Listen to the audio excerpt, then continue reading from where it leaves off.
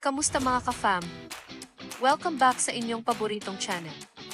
Kung hindi pa kayo nakasubscribe, ano pang hinihintay nyo?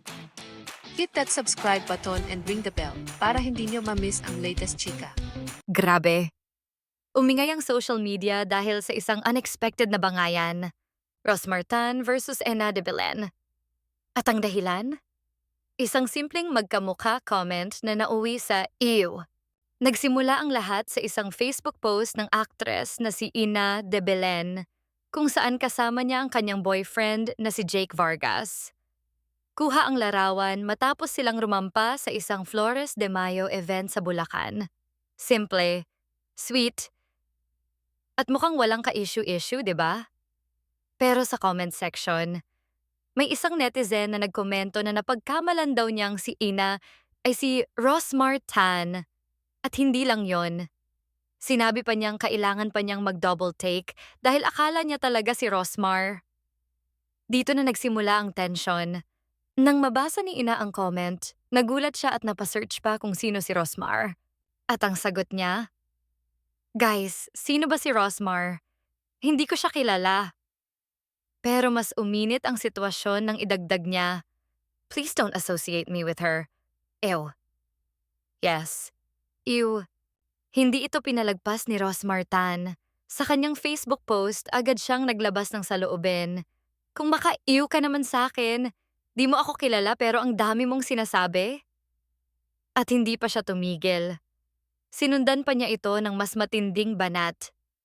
Kinuwestiyon niya kung saan ba lumabas si Ina at ipinagmalaki pa ang kanyang milyon-milyong followers. At ito pa ang pinakamaanghang na linya. Starlet na di pa nga sikat, attitude na agad. Ouch! Habang tumitindi ang issue, lalo pang nagkaroon ng gatong ng may netizen ulit na nag-comment, "Kamukha nga ni Rosmar." At dito muling sumagot si Ina, "Please, wag niyo na banggitin name niya dito, nabwisit ako."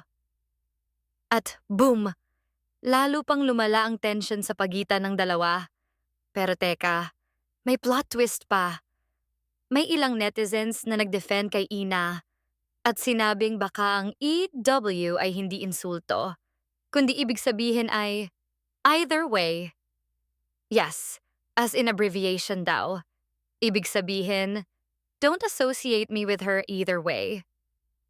May iba pa ngang nag-comment, EW equals either way po yan. Pero hindi lahat convinced. Marami pa rin ang nagsasabing mali ang dating at tone ng statement. Sa huli, isang simpleng comparison lang. Ang nauwi sa full-blown online drama, isang paalala na sa social media. Kahit isang salita lang, pwedeng magdulot ng malaking issue. Kayo, ano sa tingin nyo? Insulto ba talaga ang ew? Or misunderstood lang si Ina? Comment down below ang inyong thoughts. Huwag kalimutan mag-like, subscribe, and hit the bell for more updates. Kita-kits ulit sa next video, mga ka-fam.